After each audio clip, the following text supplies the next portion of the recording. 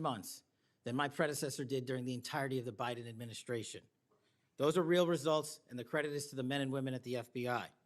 We've been able to achieve these results because the FBI recognizes violent crime doesn't just happen in Washington, D.C.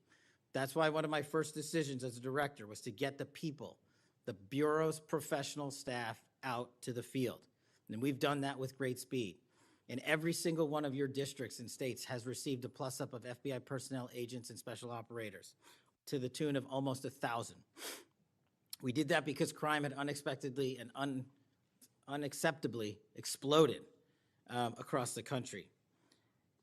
In fact, one of the stats that the American people should thank the FBI the most for is we are on track to have the lowest murder rate in modern American history. The lowest murder rate by double-digit percentages. A major factor in the drop of this violent crime is the FBI's flagship Operation Summer Heat. We use this initiative at the direction of the President and the Attorney General, surging resources to our major and mid-major cities across America, conducting intelligence-based operations to target the worst of the worst, to target the gangs, to target the transnational organizations, to target the TCOs, and to target the drug trafficking cartels. And we have taken them out city by city. There's a lot of work left to be done, but we're off to a great start.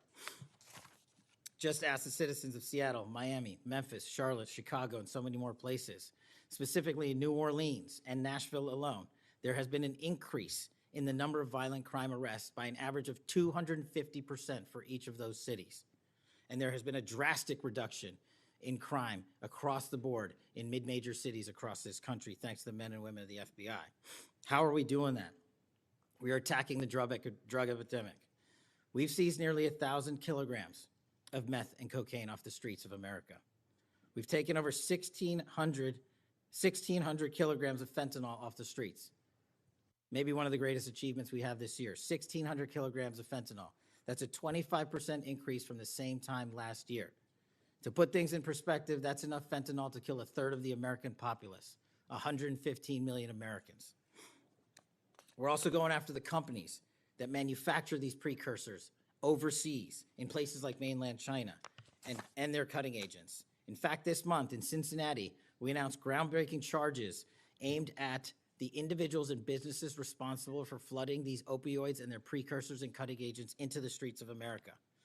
And for the first time that I can remember, we are charging these businesses and enterprises, not just in America, but in mainland China, and seizing their operational necessity to have money by seizing their cryptocurrency wallets. We're also equally important to protecting the homeland. We know we have a no-fail mission. We're committed to keeping our nation safe from terrorism, cyber attacks, and foreign adversaries. Whether stopping threats inspired by foreign terrorist organizations or lone wolf actors or sponsored by hostile nation states. This year, we've already made nearly 60 counterintelligence arrests. 60 counterintelligence arrests this year alone is a 30% increase from the same time period last year for the CI work at the FBI. I'm proud when we can share our successes, such as when an espionage charge was brought against an active duty U.S. Navy sailor caught spying for the People's Republic of China. But I want the American people to know the FBI is protecting the homeland from foreign adversaries in a way that will never make the news, and a lot of the good work that they do will never be able to discuss in this setting. We're working on cyber threats. We're attacking malware infrastructure, going after ransomware attackers, delivering a new partnership with the private public sector engagements we've taken with the companies who are attacked by these foreign adversaries and nation-state actors and individual enterprise rings from around the world. We are combating Salt Typhoon, Vault Typhoon, Flax Typhoon, and so many other ransomware and cyber threats this nation faces. We're also arresting people such as Tajik national in Brooklyn, who is suspected of sending tens of thousands of dollars to support ISIS. We're going after the new form of what I refer to as modern-day terrorism in America, 764 crimes that involve harming our children by going after them online, causing self-mutilation, suicide, sexual abuse, and steering them in the wrong direction. Currently, we have 3,500 international terrorism investigations. Specifically, we have in this country 1,700 domestic terrorism investigations, a large chunk of which are nihilistic violent extremism, NVE, those who engage in violent acts motivated by a deep hatred of society, whatever that justification they seem is. The FBI has seen a 300% increase in cases opened this year alone versus the same time last year. In the last couple of months, the FBI secured a guilty plea for a man in Tennessee who attacked an energy facility with drones and explosives. We secured the indictment of a violent Sinaloa cartel faction leader in Chicago on narco-terrorism charges. Our folks in Sacramento collaborated with domestic and international partners to secure a guilty plea for a leader of a transnational terrorist organization who solicited the murder of federal officials. But the Bureau's job is not done. I'm committed to this transparency. Mr. Chairman, you alluded to our work with Congress. To date, in the 7 months that I've been FBI director, we have produced 33,000 pages to the United States Congress, 33,000 pages. Just to put that in perspective, my predecessor in his 7-year term issued 13,000 pages to Congress, and his predecessor in his 4-year term issued 3,000 pages to Congress. I've issued 33,000 pages in 7 months, and we're going to keep going. I'm dedicated to restoring the trust that the public has and needs in the integrity at the FBI, and it's being done every day by the men and women of the FBI. Now, I know that there's a lot of talk about Epstein, and I'm here to testify that the original sin in the Epstein case was the way it was initially brought by Mr. Acosta back in 2006. The original case involved a very limited search warrant or set of search warrants and didn't take as much investigatory material it should have seized. If I were the FBI director then, it wouldn't have happened. The search warrants were limited to small time periods to include 2002 to 2005 and 1997 to 2001. Mr. Acosta allowed Epstein to enter in 2008 to a plea and non-prosecution agreement, which then the courts issued mandates and protective orders legally prohibiting anyone from ever seeing that material ever again without the permission of the court. The non-prosecution agreements also barred future prosecutions for those involved at that time of those individuals. Still, this administration, at the direction of President Trump, has done more to turn over all the credible information we are legally able to do so, and we will continue to work with Congress to achieve that end. Under the direction of the President, thank you for your support for our mission to working to jointly deliver transparency and congressional oversight to the United States. Lastly, I want to close with the President's initiative here in Washington, D.C. as an example of what we're doing around the country.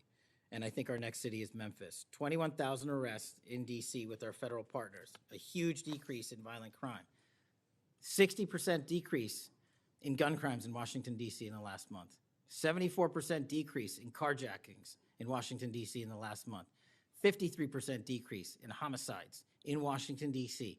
in the last month. The drugs are disappearing, people are freely walking around the states, and we're restoring the nation's capital to its glory.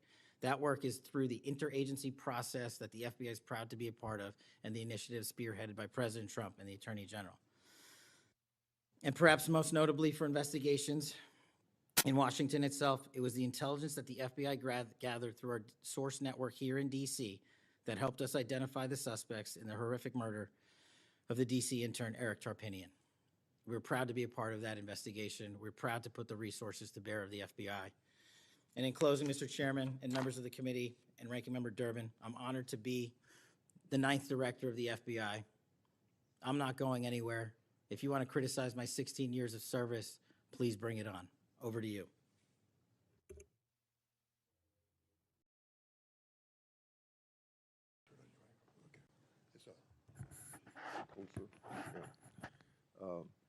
I've observed when whether it's Republican or Democrats want a yes or no answer, that the witness and the senators talking over each other. So I thought what I'd do this time, rather than have that happen, if there's something you don't get a chance to answer because of the demeanor of a Republican or Democrat senator, before we, when we get done with that questioner, I'd give you a chance to fill in if there's something you didn't get a chance to say.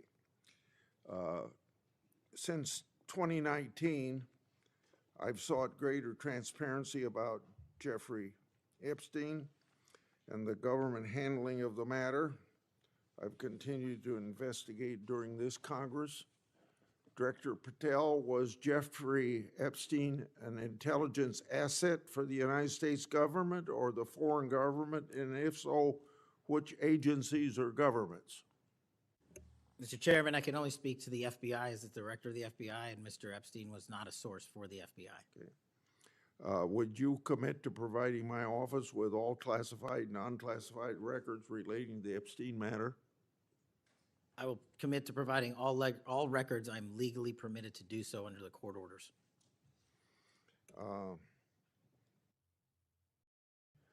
It seems to me that I accept your answer to my question, but the broader intelligence community ought to answer these questions as well.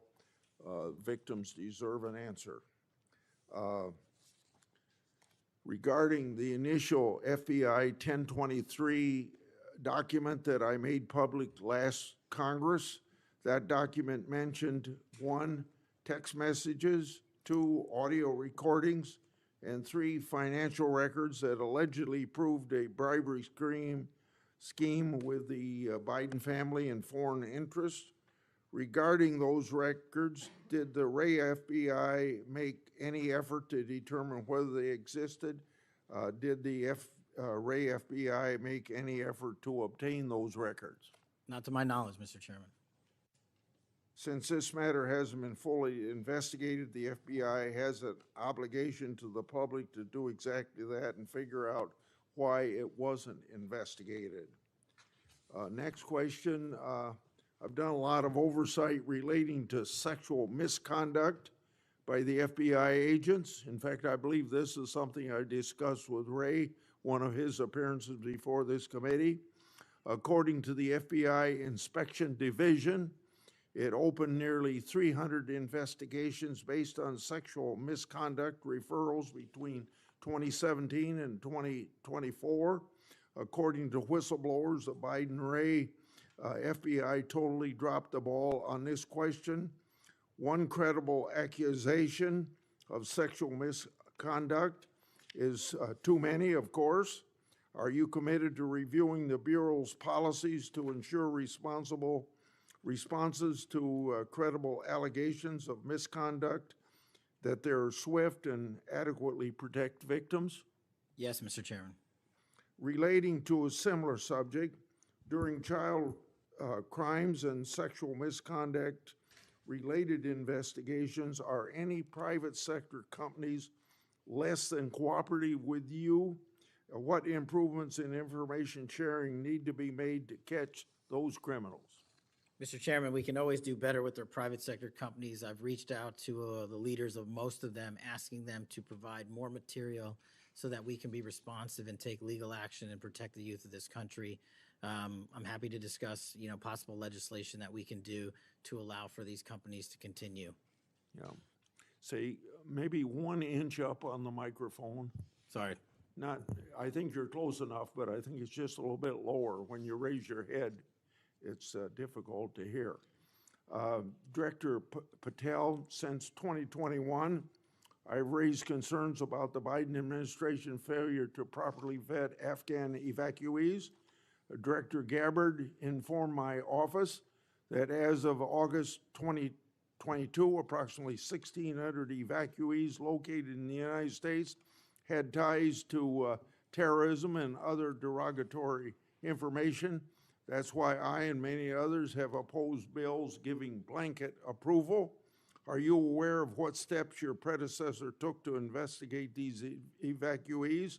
And what steps have you taken to investigate them?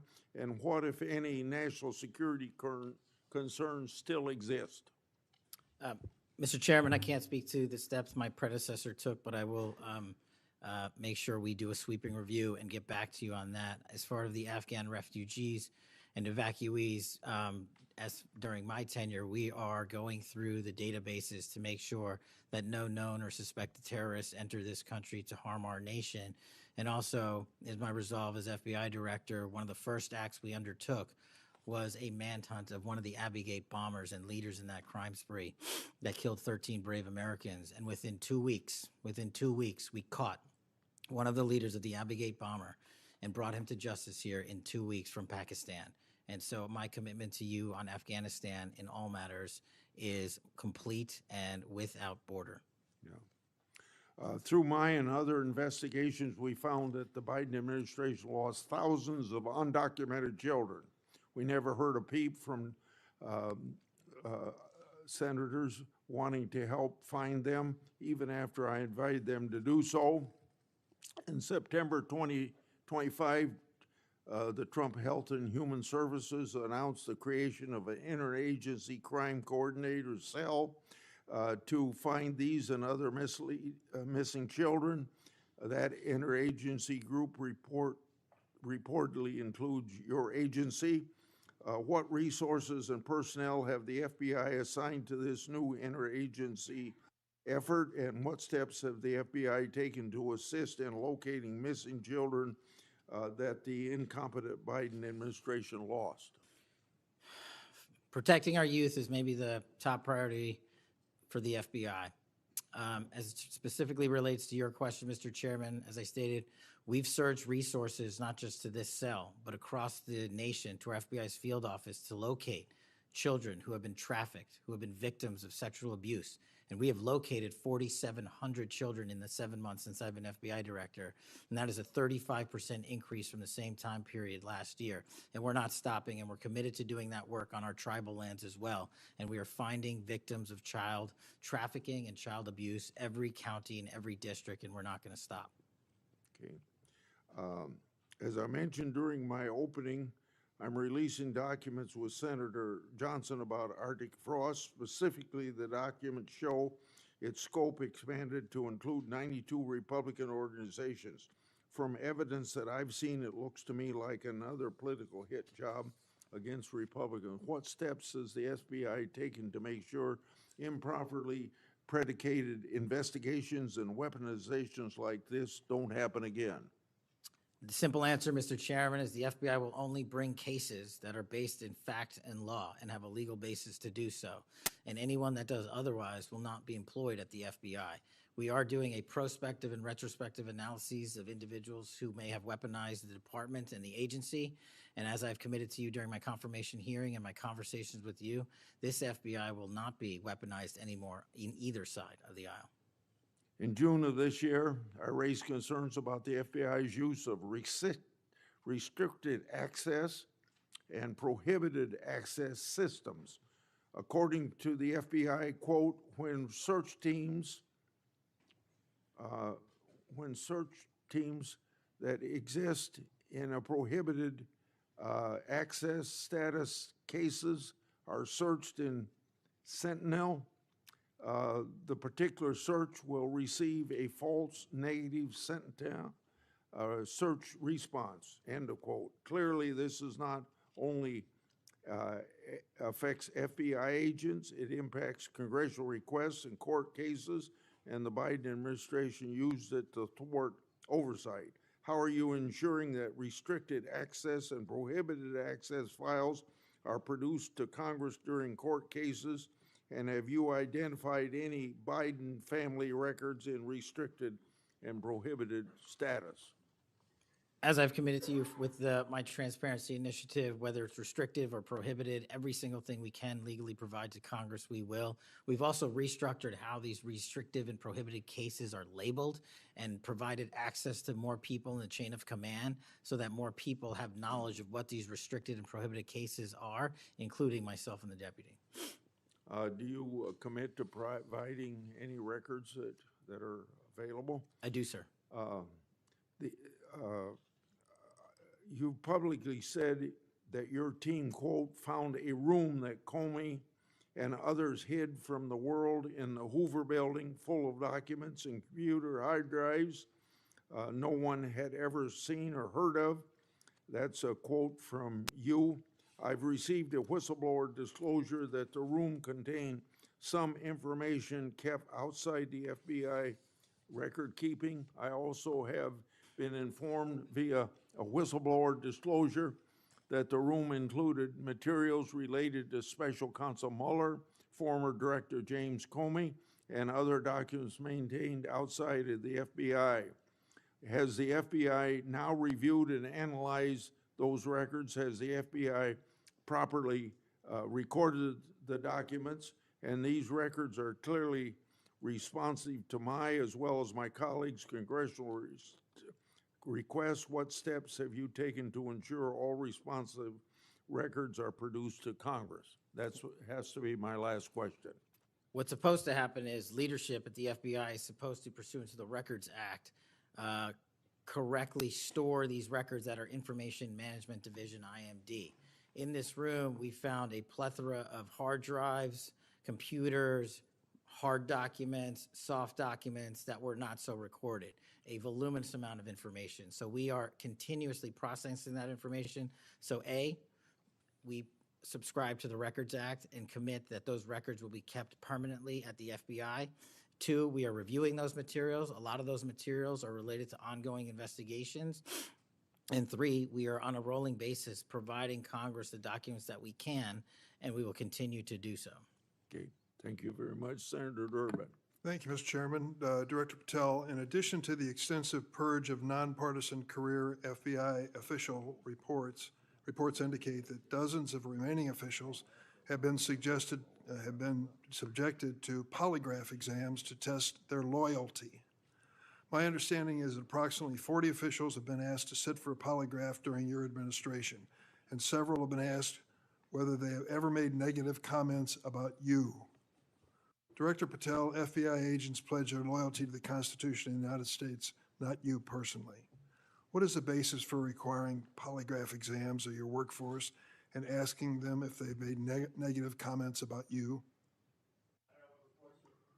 I don't know what reports you're referring to, Ranking Member, and I reject any reporting that has false information in it, so I'm not going to respond to that. As far as polygraphs go, generally they are always and always have been utilized at the FBI to track down those that leak sensitive information and have unauthorized disclosures to the media, and we will continue to use them to ensure the integrity of the FBI. Did any individual on your senior executive team, the director's advisory team, or who serve in the positions on the 7th floor receive disqualifying alerts on their polygraphs? Senator, I'm not going to get into the personnel discussions that were had on a polygraph. Those are private discussions, and many of them relate to ongoing investigations.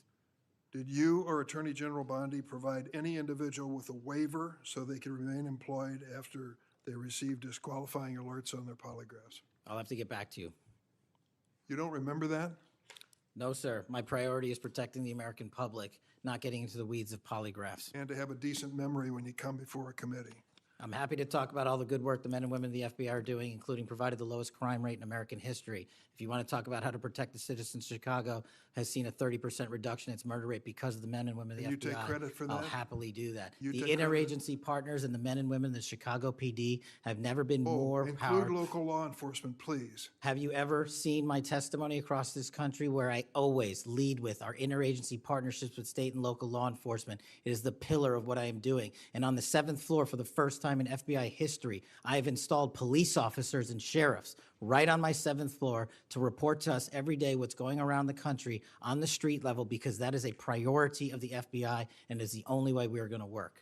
I don't take credit for anything, but I will defend the men and women of the FBI and the cops that help us get it done. You should. Director Patel, to your knowledge, did a whistleblower ever make a disclosure to Attorney General Bondi indicating that the New York field office was withholding Epstein-related records?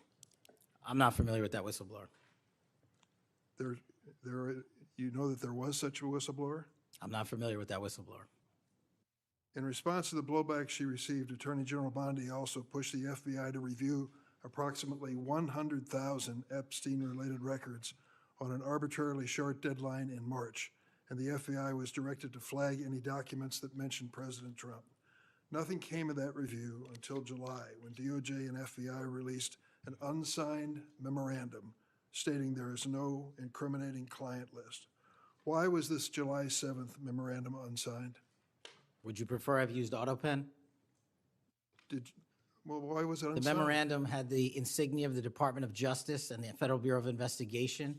And in our effort to secure transparency for the American people, because the 3 prior administrations had not done so, we conducted an exhaustive search of everything related to the Epstein cases, and we produced what was legally and permissibly able to be produced to Congress and the American public. So and there's a congressional subpoena, and we're continuing to do so. Did you personally direct that investigation so that you would sign such a... Did I personally direct what investigation? Of the Epstein records for any reference to President Trump? Again, you are citing reporting that I think is baseless. We conducted an investigation of the Epstein case files pursuant to the direction of the President of the administration to provide all credible information, and we are working with Congress pursuant to a congressional subpoena to turn over all the documents we can. All individuals. Who were at cited. DOJ and FBI was responsible for its drafting and conclusions? Many individuals at the Department of Justice and the FBI are There was responsible. no lead person? The Attorney General leads the Department of Justice, and I lead the FBI. So the Attorney General was responsible for that? The Attorney General leads the Department of Justice. Director Patel, much like you, Deputy Director Dan Bongino was a conspiracy theorist who built a lucrative career making inflammatory and unsubstantiated statements about the FBI that would be disqualifying in any administration that cared about nonpartisan law enforcement.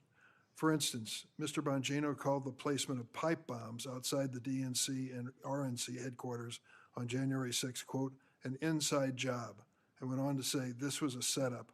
I have zero doubt, and whoever goes into the FBI, you better get an answer about why. Director Patel, you and Deputy Director Bongino are now leading the FBI. What is the evidence to suggest the pipe bombs placed outside of the DNC and RNC on January 6 were an inside job? I appreciate the opportunity to discuss Director Bongino's mind record.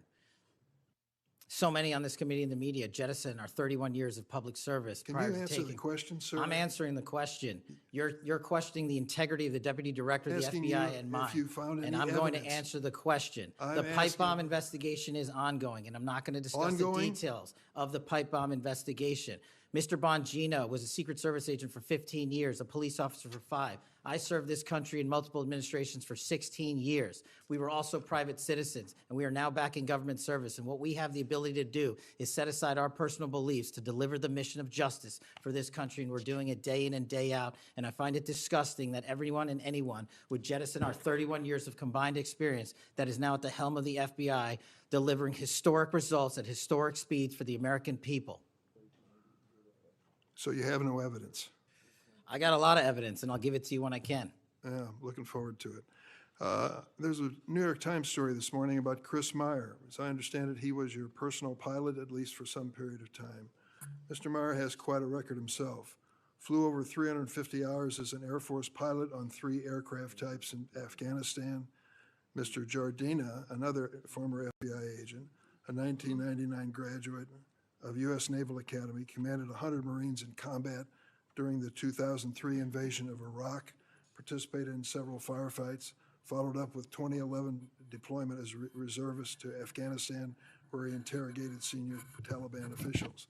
It appears that you terminated these 2 agents. Why? I'm not going to get into personnel decisions that we made.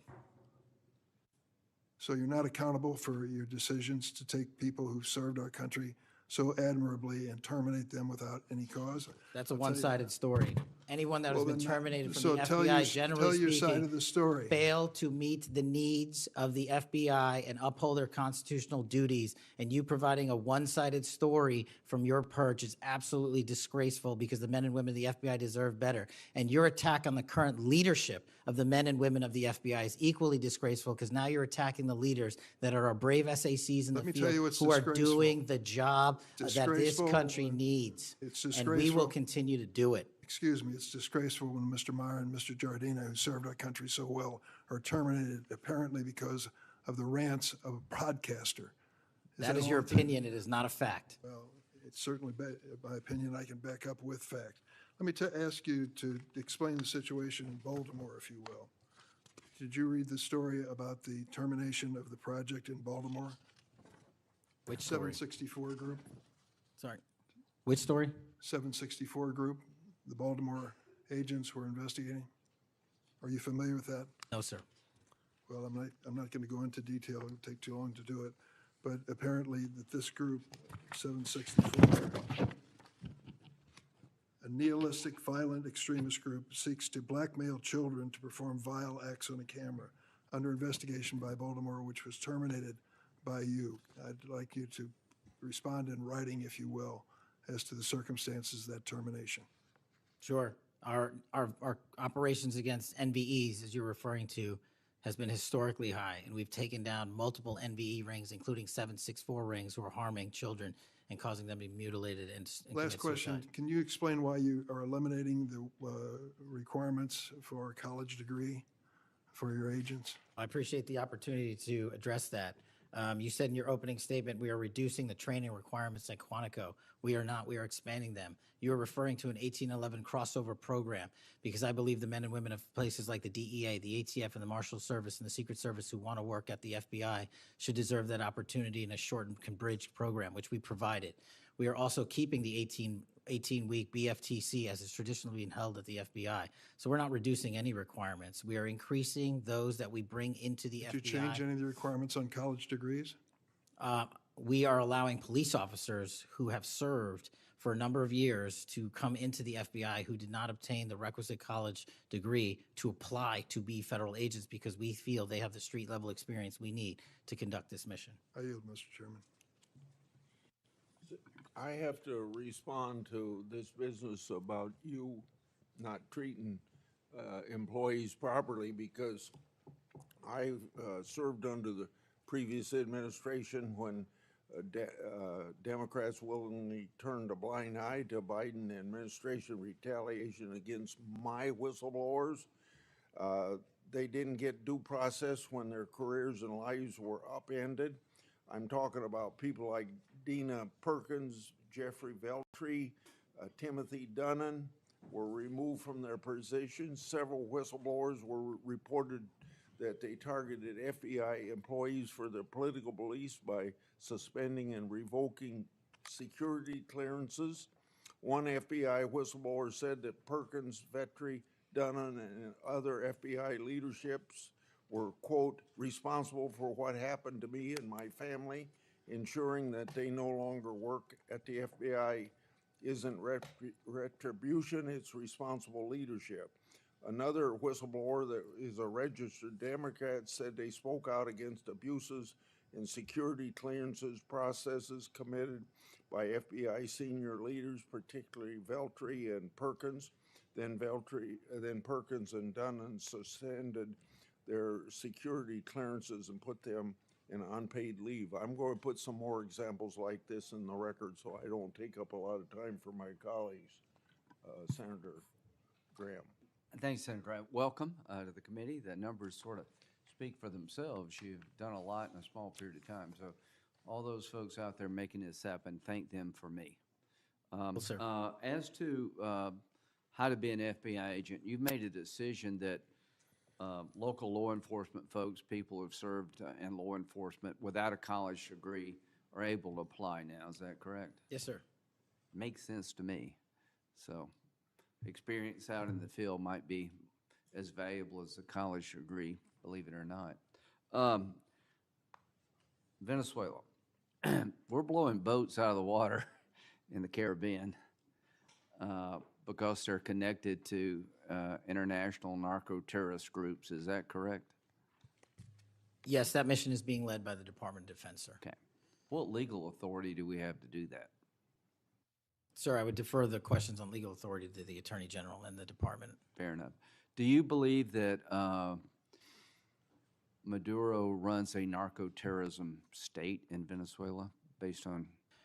I believe based on the intelligence and prosecutions and investigations we are currently running, a large portion of the cocaine that exits out of South America, its origination point is in Venezuela, and using transshipment points through Haiti, they're using the navigable waterways in the Caribbean to the end state delivery, which is the United States of America, and we will hunt down every single one of those narco traffickers with the authorities. There's some actual indictments of Maduro as an individual for being involved in that. Is that correct? Senator, I think you're referring to the DEA indictment on that one. Right. So I guess the point is, would it be fair to say that Venezuela is a good candidate to be labeled as a state sponsor of terrorism under U.S. law? Senator, from my perch, we will provide the intelligence necessary for anyone who meets the threshold to be a state sponsor of terrorism, and this administration has I expanded. think they are, so we'll be going down that road. China, on a scale of 1 to 10, 1 being nothing, 10 being great, how is China helping with the fentanyl problem here in the United States? Under this administration, we have taken, as I highlighted the Cincinnati case, the precursors are the problem. The fentanyl is the end state that kills American Well, citizens. the precursors are made in China, right? They're made in China. And so for the first time in a decade, I had a call with my counterpart in the MPS, the Ministry of Public Services, to attack the precursor chemical companies and have those chemicals Is it labeled. too early to rate the success? We have indicted multiple businesses in China. We've also cut off the transshipment points of those precursors. They switched. Once we got on their track about their delivery routes to the Mexican drug cartels directly, they started going to India. We called the Indian authorities, and they shut down those transshipment points. So we're continuing to work with our So partners China overseas. is helping, would you say? They are starting to help, and we are hoping, under this administration's leadership, we can get more of Let their me help. know, in the coming months if that continues, because if they are helping, that's a good thing. Yes, I think sir. we need to celebrate the breakthrough. If they're not, that would be a bad thing. So after the assassination of Charlie Kirk, there seems to be one refrain from everybody, and that's about the effect of social media. Do you believe that social media is one of the instruments radicalizing America and inciting violence?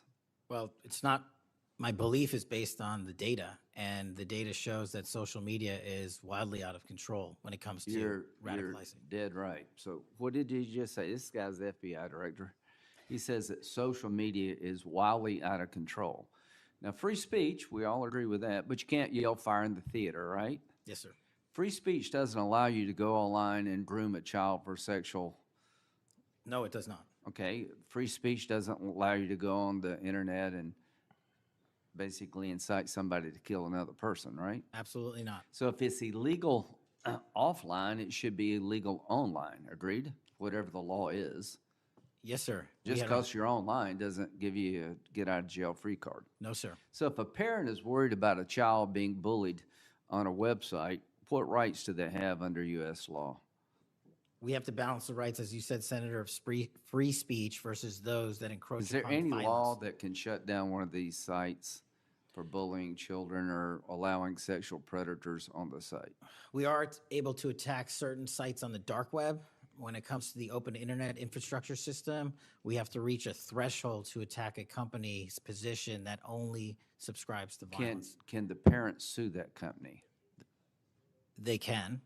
They can? They can sue not the social media companies. That's what I'm talking They about. can sue the companies. No, I'm talking about the social media company that gives lives to this behavior. No, you're referring to Section 230, sir. Would you advocate a sunsetting of Section 230 to bring more liability to the companies who send this stuff out? I've advocated for that for years.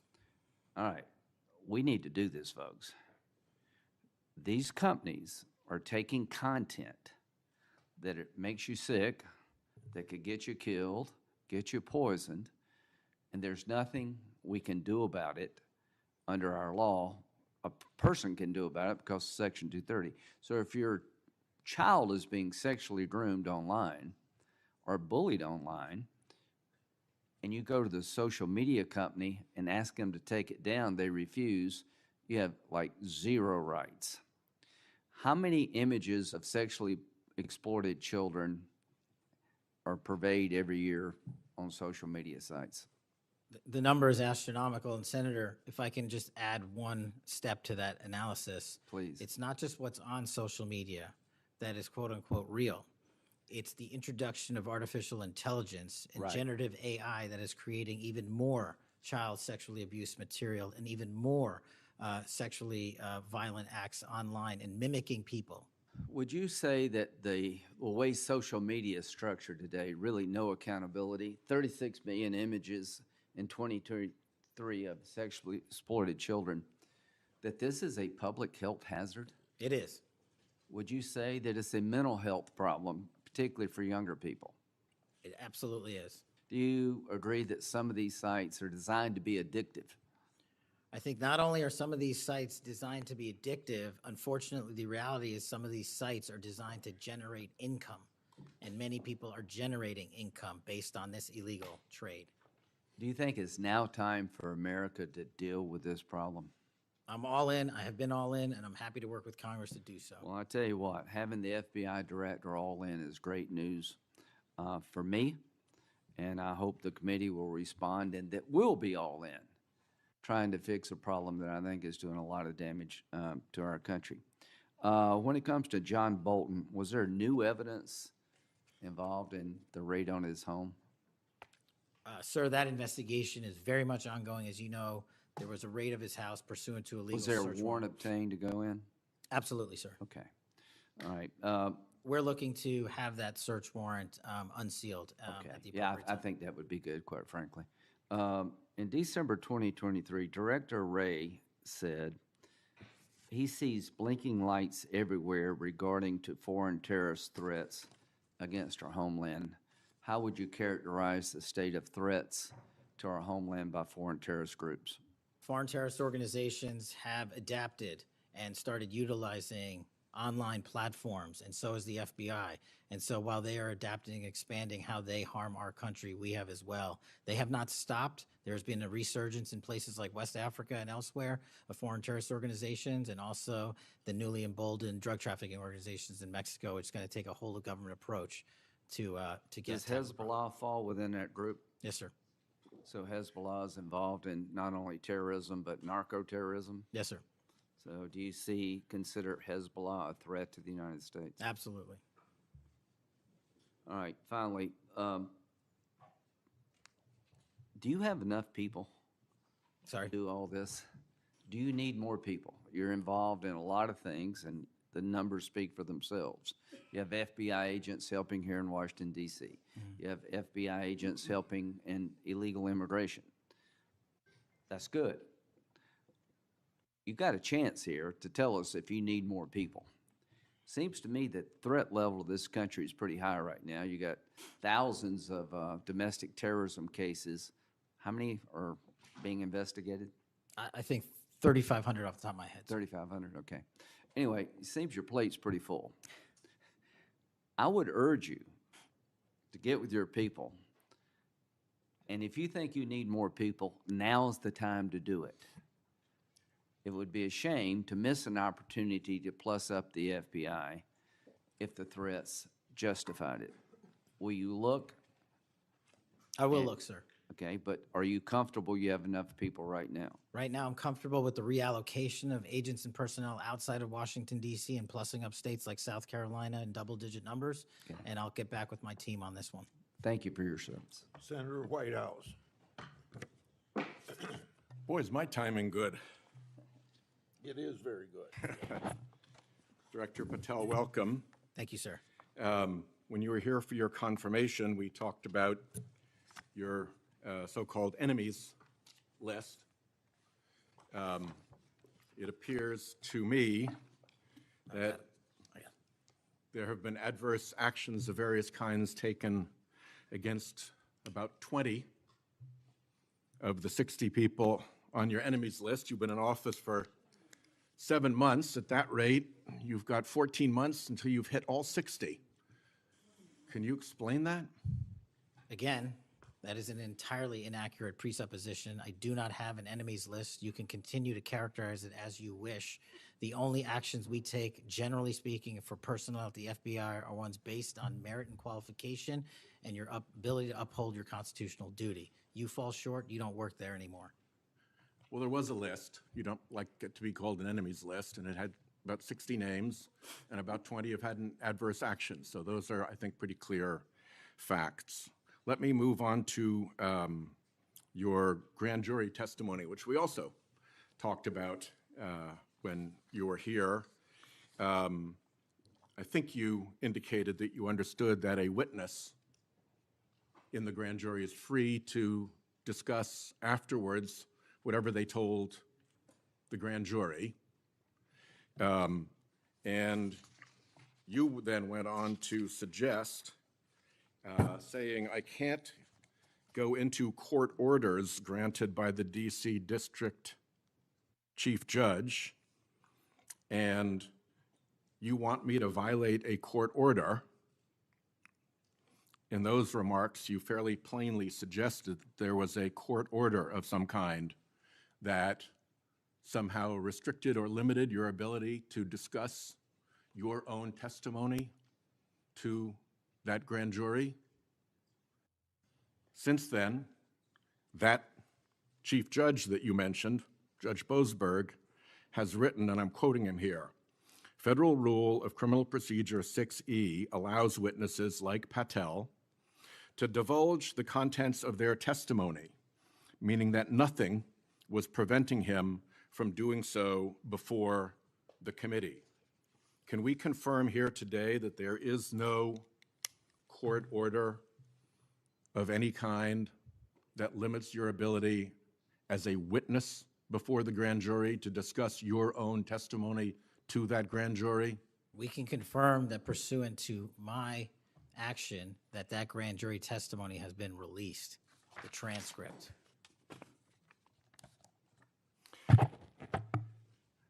Let's, in what forum was it released, may I ask? Publicly. Okay, we'll check on that. The FBI does background investigations.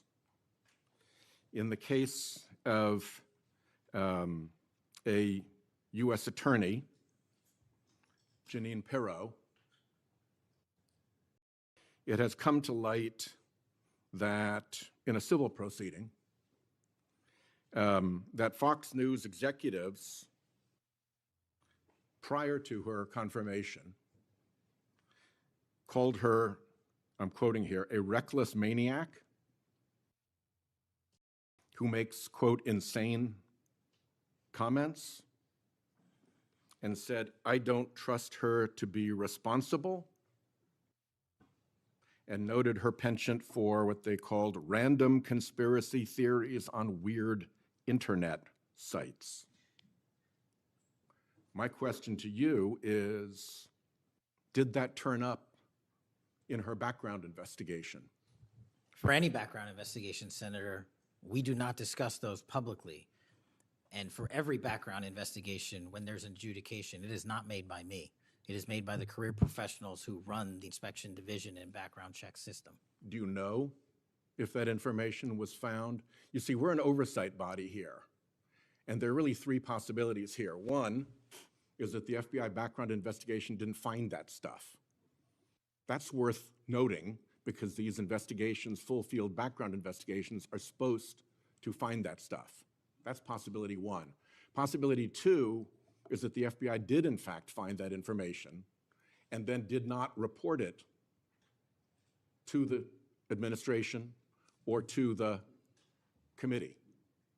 And the third is that you found it, you reported it to the administration, and they went ahead with her nomination knowing that she had been described as a reckless maniac who made insane comments, who wasn't trusted by colleagues to be responsible, and who had a penchant for random conspiracy theories on weird internet sites. Are you saying that this committee does not have any authority or reason to look into which of those things is true? This committee can look into anything it wishes. I'm telling you that the background investigations that are done by the HRD division are done by career individuals. They do not report the details of those to me. They adjudicate those independently and individually. That's how it's always been done.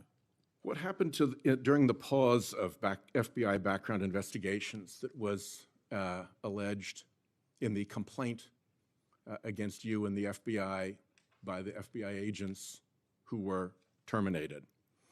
On February 12th, Emil Bovee directed the FBI, quote, to pause any FBI background investigations of Trump nominees until Patel was confirmed, which happened on February 20th, is the general description of what they alleged. Why, do you know, were background investigations paused? Was it so material like this could be scrubbed out of them? And have they been resumed without that pause fully and normally after your arrival on February 20th? I can speak to the time period since I got there. Background investigations have been ongoing across the board at the FBI. Why was the pause, do you know? I was not there. Wasn't explained to you when you got there? Oh, by the way, boss, they've had a an 8-day pause on background investigations? You think that would be something that would be explained to you at some point? Again, I leave it to the men and women at the HRD division to run background investigations. I do not interfere with them. I get that. But what I don't get is whether you were told about that pause, and why would you not be told about that pause? I don't recall that, sir. All right. The allegation also relates that part of the employee review of senior staff was whether or not they voted for Kamala Harris in the 2024 election. Since when is who you voted for a proper question for agents to be asked? I don't know what allegation you're referring to, Senator. If it's from an ongoing matter in litigation, I can't discuss that. But what I can discuss is I can only speak to the FBI's background investigations. There are other background investigations conducted across the government. I can only speak to So mine. just to clarify, I'm not talking about the FBI full field background investigations. I'm talking about internal employee reviews for promotion, for termination, for job actions of various kinds. And my question to you is it now the policy of the FBI to ask agents who they voted for, and since when is who agents voted for a proper question for the FBI to ask? Taking those in reverse order, it's not a proper question, and it's improper to allege that I'm doing that. And also, at the FBI specifically, under my leadership, we do not ask who you voted for. And just one correction for the record, if I may, Senator, it's Security Division that runs background investigations, not HRD. Okay, I'll accept that correction. And in the event that we cannot locate your grand jury transcript, just expect a question for the record that will give you the chance to either provide that transcript again if it had been previously provided, or to make the statement that Grand Jury Rule 6E allows you, to the best of your recollection, truthfully, about what it is that you told that grand jury. Do you understand that?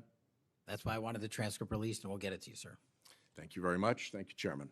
I think I want to take an opportunity when we hear about your political weaponization to remind my Democratic colleagues that what's happened the last decade, federal law enforcement, intelligence community, even when Trump was president, has thrown everything at him. They've even gone after his associates and Republican Party organizations. One investigation after another, one prosecution after another. I use examples you've heard me already say today: Crossfire Hurricane and Arctic Frost.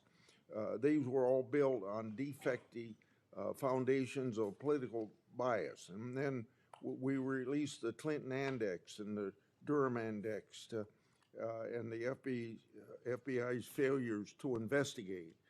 So I've been acquainted with this because I've been trying to get to the bottom of it, and we had to get a new FBI director to get all this information, Senator Cornyn. Director Patel, welcome. Thank you for your willingness to serve in this very challenging position. How many people work for the FBI today? Approximately 36,500, give or take. I've always wondered whether an organization that big and that diffused all across the nation was actually capable of being managed. Have you experienced any surprises in terms of as the director, in terms of your management of the organization? In my experience, Senator, the leaders in the field are supposed to lead. So we have empowered, and we've changed the structural operation of the FBI to empower SACs in the 56 field office, 55, 56 come 1 October, to lead the mission. We've also empowered the respective assistant directors and operational directors to lead the mission. That is how you manage 36,500, 37,000 people. No one or two people can do it. And that's been the transition, is the power structure is being pushed out to the field operations. It sounds like a very practical way to approach it. And how is morale? Morale, when I travel around the country, in my experience, has never been higher. The FBI and the police officers that we worked hand in glove with across this country are excited to do the work. And the stats that I'm citing are no achievement of mine. The stats that I'm citing in the 7 months that I've been there, such as a 42% increase in cyber arrests alone this year, is because the men and women at the FBI have been empowered in the field. They want to do the work. They're getting the opportunity to do the work. And with our great partners in the respective states like Texas, and where we just returned a top 10 most wanted fugitive in Cindy Singh, are getting the ability to make those prosecutions a reality. By the way, Senator Durbin was asking about polygraphs. Aren't polygraphs a standard part of the standard test given to people with security clearances across the intelligence community They are. as a condition to maintaining your security clearance? I believe they are.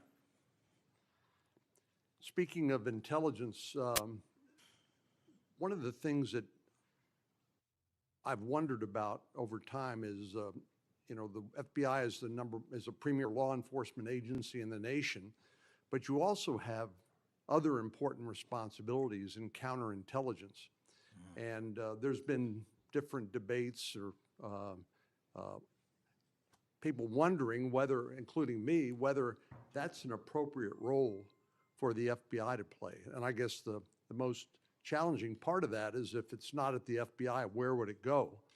But can you, given your background, I know as working on the HPSI and your intelligence background, can you talk a little bit about what you think about the counterintelligence role of the FBI agents and how that's working, whether you think it's performing the way it should, or whether there are other changes or reforms need to be made in order to improve its functioning? As you know, the threats from our adversary nations are just proliferating every day. So what do you think? The espionage activities of our adversaries have never been so high, and I think the counterintelligence mission is properly housed within the FBI because we've been vested with those authorities for Congress, and I believe that mission set is working. And if I can, sir, since January 20th of this year, the FBI has made 55 arrests on the counterintelligence mission alone. That's a 30% increase in CI arrests from the same time year-to-date last year. We've arrested 33% increase in PRC counterintelligence arrests, an 83% increase in Russia counterintelligence arrests from the same time last year, then a 60% increase on Iran counterintelligence arrests from the same time period last year. So we are already on total exceeding the entirety of the number of arrests from the previous year on counterintelligence matters across the board. And in my opinion, the FBI is the only agency that can do it. Now, we work with the interagency to do it, and we need them, but we have the mission set. Thank you. You know, sometimes I wonder whether we sort of repeat the way we do things because we've always done it that way. And I'm getting up to building up to this issue of the narco trafficking and what President Trump has ordered the Defense Department to do in terms of to take out some of these transnational criminal organizations that are importing poison into the United States and responsible for killing tens of thousands of Americans, maybe hundreds of thousands of Americans over time. Do you think a law enforcement model for dealing with these narco traffickers is adequate to deal with the threat? Or do you think we need to start thinking about this in maybe new and different ways? Obviously, we're not engaged in a war per se, although it is a war metaphorically. And the law enforcement model seems to be not working from the standpoint of dealing with the volume of the threat and the magnitude of the threat. Do you think we need to start thinking about how do we deal within constitutional legal parameters to deal with this problem in a different way to be more effective in protecting the American people? Absolutely. And the way to analogize this and why I've advocated for the designation, and I'm thankful that the Trump administration has designated these cartels and narco traffickers as foreign terrorist organizations, is because we must treat them like the foreign terrorist organizations post 9/11. We must treat them like the Al-Qaedas of the world, because that's how we're operating. And just treating them with law enforcement capabilities alone was wholly insufficient to wipe out the targets in their entirety. They always had the next man up philosophy. If you take out the leader, they got 10 guys behind him. But in order to eliminate, and that's the key, eliminate the drug trade and eliminate the pouring into this country of narcotics, we have to use our authorities at the Department of War and the intelligence community to go after the threat like we did terrorists when we were manhunting them. And now we have that ability, and we're seeing that in live time, whether it's on the strike on the boat or going down into Mexico and working with our Mexican authorities with these intelligence assets to say we've located not just the person in charge, the cadre in charge, but the entire network. And we are now able to dismantle that entire network. It's going to take time. The manhunt after 9/11 took some years, and this is going to be a years-long mission. Well, I'm glad you mentioned the counterterrorism mission, because we've had a lot of experience, the U.S. government writ large, with dealing with terrorism in the Middle East and elsewhere. And obviously, some of our friends and allies, like Mexico, for example, are very sensitive about sovereignty and being able to control what happens on their territory. But yet we're beginning to see more and more cooperation, as you point out, in that regard. And so in your opinion, has the counterterrorism model, have the lessons learned by the U.S. government writ large, are they being aggressively applied? Are there other things we need to do to make sure that those skills, those lessons learned are applied more broadly to the threat of narco trafficking? I can only speak to the FBI. We are applying all of them to our the CT mission set to the CN mission set, and we're using the new authorities given to our intelligence community partners in the Department of War to combine these collective efforts, and in a new way, meeting together and creating an interagency process that gets after the threat dynamic. And whether that's a kill operation, a capture operation, a surrender operation, or a host nation takedown, like we did with the counterterrorism mission sets in Afghanistan, in Iraq, in Pakistan, and elsewhere, we are applying that to the drug traffickers in Mexico and Venezuela and Colombia. Thank you very much. Thank you, Mr. Chair. We have seen too much political violence in this country. We all know that. Just last week, Director, your friend Charlie Kirk was gunned down on a college campus. I'm sorry for your loss. In Minnesota, only 2 months ago, a madman took the life of my friends, Melissa and Mark Hortman, shot Senator John Hoffman and his wife Yvette a combined 17 times. And evidence indicates that he would have killed a lot more if law enforcement hadn't intervened. Just last month in my state, we were again shook to the core when little kids were shot down through stained glass windows in Annunciation Catholic Church in Minneapolis. And while the victims weren't politicians in this case, they were 6-year-olds and 8-year-olds, the manifesto that the shooter left behind was political. But in the words of your own federal law enforcement, this person was an all-purpose hater. Went after blacks, Hispanics, the president, Muslims, Jews, nearly everyone. And this happened during the first Mass of the year for these kids. They were excited to see their friends, meet their new teachers, and 2 children, 8-year-old Fletcher Merkel, 10-year-old Harper Moisky, were murdered. 21 other people injured, some of the kids, 18 kids, severely. Fletcher was just starting 3rd grade. He loved his family, his friends. He loved fishing and cooking, in his dad's words, any sport he was allowed to play.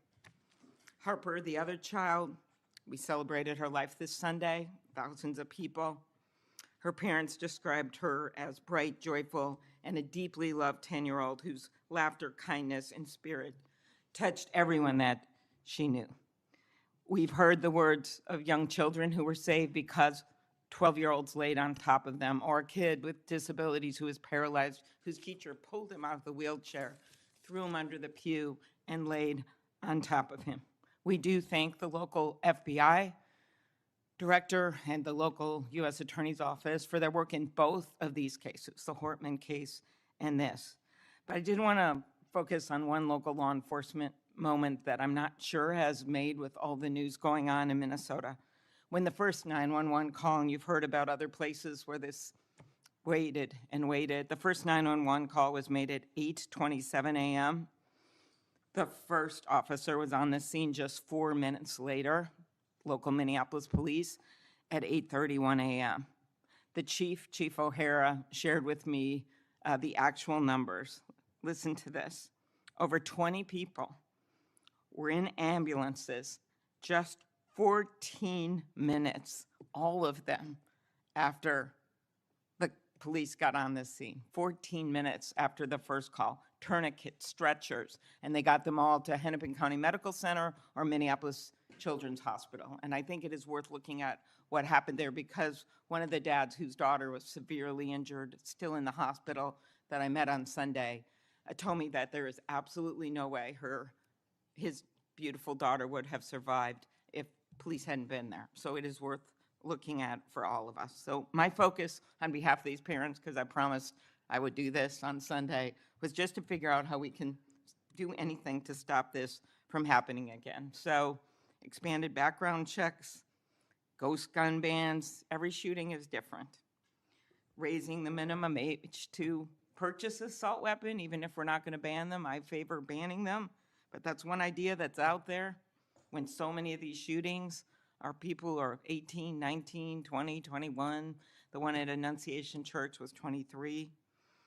Both shooters in Uvalde and Buffalo had just turned 18 when they purchased the assault weapon bans.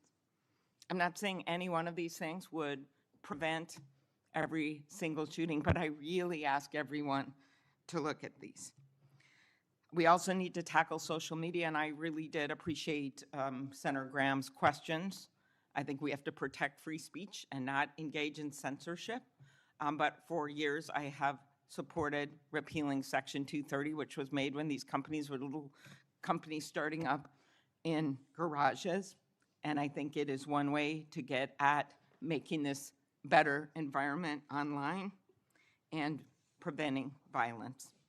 So my first question is on the assault weapon ban. Do you think that would be helpful in reducing gun deaths, Director? Senator, if I may, I want to answer the question, but thank you for your remarks. Especially it relates to my friend Charlie, and I share and relay my remarks, my sentiments to you. Minnesota has suffered untold tragedy in these last few months, and whatever creativity we can use to eliminate even just one shooting, one horrific death, I am in favor of engaging with Congress fully to do. I don't have the answers. I don't know what will eliminate it in its entirety, but I'm willing to engage and explore new ways with you, Senator. Okay, thank you. And so, assault weapon ban, what do you think? Senator, I think there are instances on this legislation that could prevent future attacks, but I'm not going to weigh into the creation of legislation. Could you also look at, and I favor just assault weapon ban, not getting these guns in the hands of people that shouldn't have them, but could you look at the numbers on the ages? Yes. Because from 18, even going from 18 to 21, which wouldn't have prevented the shooter in Annunciation Church from purchasing that gun. He purchased several the same day. Over 100 rounds were fired from the assault weapon through the stained glass windows. So if you went up to 25, it would have stopped that immediate purchase and probably saved the lives of these kids. But if you go to 21, that is the same age that already applies to purchasing handguns from federally licensed dealers. So I prefer another approach, but I was hoping that our Republican colleagues would at least look at that, given Uvalde, Buffalo, and some of these other mass shootings, trying to be practical, but thinking that it could make a major difference. Strengthening background checks, could you also look at that? And then banning ghost guns and bump stocks. What do you think of that? So, Senator, you're talking to my heart here on one of the core missions at the FBI, which is our CJIS facility in Winchester, Virginia, which is our hub for our NICS checks, our NCICs, our capabilities on when we have, I think it's 19,000 state and local community law enforcement come to us for these background checks. We're trying to make that processing as fast as we can so we can get them real-time information. I think we have a 93% clearance rate in 15 minutes as it relates to ghost guns, but we can do better. All right, well, just, if you could get back to me on all those and talk to the White House. Threats against elected officials have increased exponentially. Members of Congress received more than 9,000 threats last year, up from 1,600 in 2016. There's been a lot of talk about the rhetoric and the like. And if we want to move forward on things like Section 230, or even look if we can do anything on guns, I do think we're going to have to be honest about this all-purpose hater issue, and it has bothered me, this thing, we're going to go after this group, we're going to have to go after this group. I just want to, for the record, show that the murder of Speaker Hortman and her husband, it was Democratic lawmakers on his list. He went to the ones whose addresses he had, by the way. Planned Parenthood was on the list, as were businesses and law firms, doctors. I already mentioned the ones with the Catholic Church shooting.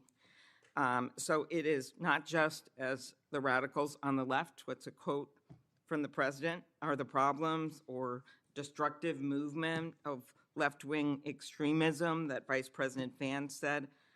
According to the Anti-Defamation League last year, all the murders were committed, and I'm not actually going to say this because I don't even want to go left-right with this, but you can imagine it wasn't from the left.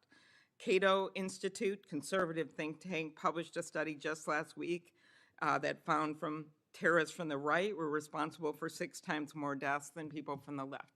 I actually don't want to go tit for tat on this, but what I am asking for is that this rhetoric of blaming one side or the other stop, if you could convey that to the president, and that we actually work on things that are solutions. So could you commit to me, Mr. Patel, Director Patel, that you will do that? Absolutely, Senator. Okay, thank you. Last, you were asked about social media, and I will put some more questions on the record about that. I think we could make major movement on that. The local FBI helped when the city of St. Paul was a victim of a cyber attack, and I'm concerned about some of the cyber attack cuts. I'll ask you that on the record. AI, I'm glad you raised that. I think we have to do more, but also including election interference, because they're using AI videos. I just had one happen in this very committee on me, and I just think they're going to start using it in democracy, election. They could be foreign. Do you think some of this is foreign entities, Mr. Patel? Generally speaking, we have traced a lot of this to loose groups overseas that don't have any sort of central cluster. There's going to be a lot on you then. And then last, I'll put on the record just my concern about protecting journalists. The new guidance that came out of the department. Have you deployed any FBI resources to investigate members of the media for activities related to news gathering, reporting, or reporting on government whistleblowers, something near and dear to the chairman's heart? The only time we would involve an investigation of a journalist if they've conducted or committed an allegation of separate criminal activity, most prominently leaks of classified information. Thank you. Senator Hawley. Thank you very much, Mr. Chairman. Director Patel, good to see you. Thank you for being here. You're leading the FBI at a very critical time for that agency and also a critical time for our country. And I want to start by talking to you about the tide of violence that we have seen, ideological violence against people of faith, particularly Christians. You just think here, take a rough catalog. Just in the last couple of years, we've seen shooting at the Covenant School, Christian school in Nashville. We've seen school shooting at the Annunciation School. We've seen church shootings multiply. We've seen acts of crime and violence, vandalism, arson against churches and parishes all across the country. And then, of course, last week, Charlie Kirk, who said, "I want to be remembered for my courage, for my faith," was shot on a college campus. Let me just start with the assassination of Charlie Kirk. Is the FBI, and I appreciate the tremendous work the FBI has done in this investigation, is the FBI investigating the Kirk assassination as part of this broader pattern of anti-religious, anti-Christian violence? We are investigating Charlie's assassination fully and completely and running out every lead related to any allegation of broader violence. And we're producing results on that we'll disclose when appropriate. Good. I'm glad to hear that. Let me just ask you a few questions about that, if I could. Sure. Reports have suggested that the FBI is investigating a broader network of groups that may have had some knowledge of the shooter's plans. Can you give us any details on that, following up what you've already said in public? How's the FBI working to find other potential accomplices, folks who may have known about the shooter's plans, folks who may have encouraged him? Any update on any of that? So in terms of what we do for an interrogation perspective, we go and reach out to the family and community immediately. And we've conducted those investigations and interrogations with local law enforcement, and we're continuing to do that because those closest to the suspect are going to hopefully know the most about the suspect and his beliefs and his ideology. On top of that, unfortunately, it has been leaked that there was a Discord chat, and for those unfamiliar with it, it's a gaming chat room online that the suspect participated in. So what we're doing, we've already done, is sort of legal process, not just on Discord, so that the information we gathered is sustained and held in a evidentiary posture that we could use in prosecution should it be decided to do so. And we're also going to be investigating anyone and everyone involved in that Discord chat. Okay, very good. I see the public reports that the Discord thread had as many as 20 additional users. It sounds like you're trying to run down all of that to see if that's accurate, who else may have been on that thread, what they may have known. Is that fair to say? It's a lot more than that, and we're running them all down. It's a lot more than 20? Yes, sir. And you're running all of that to ground, Every you said? single one. Yeah, fantastic. Let me just turn to the broader question here of anti-religious, anti-Christian violence. Let me just give you a few stats that I'm sure that you're all too familiar with. Every person of faith in America certainly is. Major report this past year found that there have been over 400 instances of hostility against churches in the United States in the year 2024. Those included arsons, bomb threats, shootings, and firearm incidents. Another organizational report found that there were 500 attacks on Catholic parishes alone. So that number 415, that's all Christian churches in 2024. Another organization found 500 separate attacks on just Catholic parishes since May of 2020. Of course, we have the Covenant school shooting, the Annunciation school shooting in Minnesota, where 2 children were shot dead as they were praying in a pew. Here's my question. What is the FBI doing to take on this rising tide of violence that seems to be motivated by anti-religious hatred? Specifically, sir, we have 60 anti-Catholic hate crime incidences reported to us that are being investigated. Publicly, I can tell you we have 5 hate crime investigations with anti-Catholic bias ongoing currently in the states, in the cities of Kansas City, Louisville, Houston, Nashville, and Richmond. That's what I can say publicly, but any ideologically based attack against any faith, as a man of faith myself, will not be tolerated, and the full resources of the FBI are committed to all of it.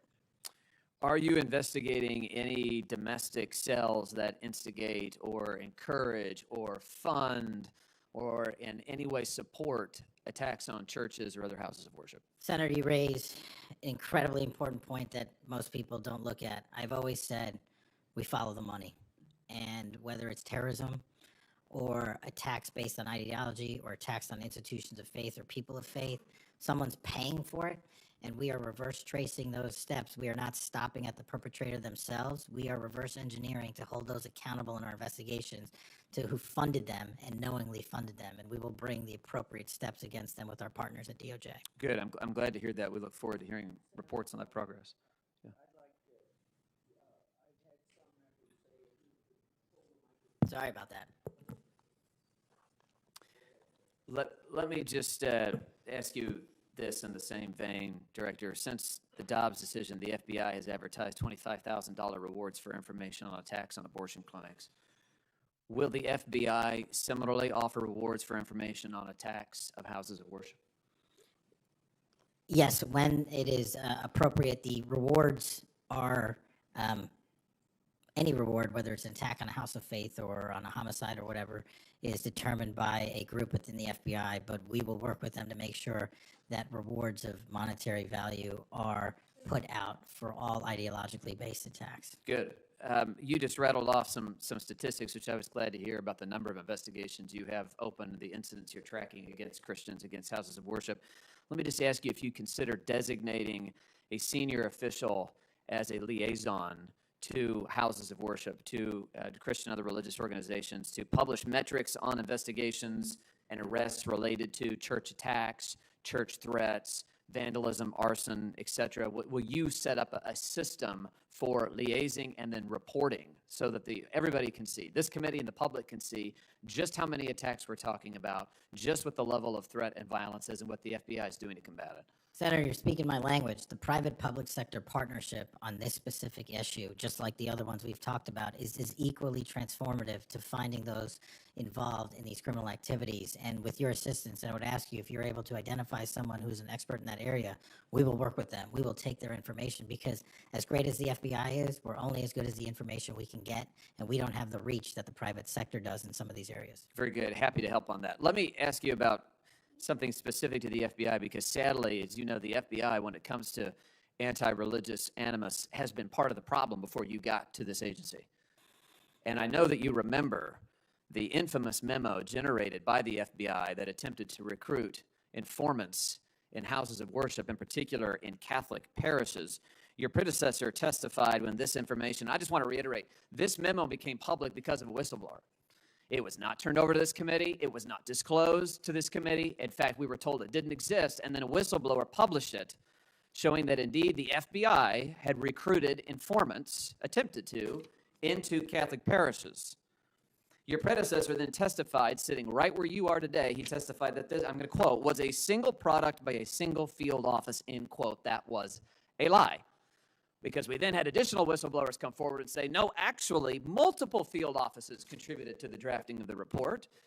And indeed, there was a second anti-Catholic memo that the FBI generated, and indeed, those memos were distributed to over 1,000 FBI agents across the country. You know all of this. You and I talked about it when you were here for your confirmation hearing back in January. I just want to follow up and see, have you been able to determine how this memo got written and distributed? How is it that the Federal Bureau of Investigation came to be recruiting informants in Christian churches in this country? Senator, we did dig in, and we are doing our investigation simultaneously with Congress. And just to put it in perspective, we provided 700 documents on the Richmond Catholic memo specifically to this committee, whereas my predecessor provided 19 pages. And not only that, but we looked into how the source recruitment structure at the FBI was conducted during this time. And we made adjustments and permanent fixes to ensure that sources are not put into houses of worship unless there is an actual ongoing criminal or international terrorism threat. We will not use sources at this FBI to investigate and cull information just for the sake of culling information in houses of worship. Has anybody been fired for this? There have been terminations related to this and resignations. Good. There need to be, because if this is going to be standard at the FBI, nobody can trust the FBI. You want to talk about violating the First Amendment? This has got First Amendment violation written all over it. It's one of the most revolting chapters in the FBI's history.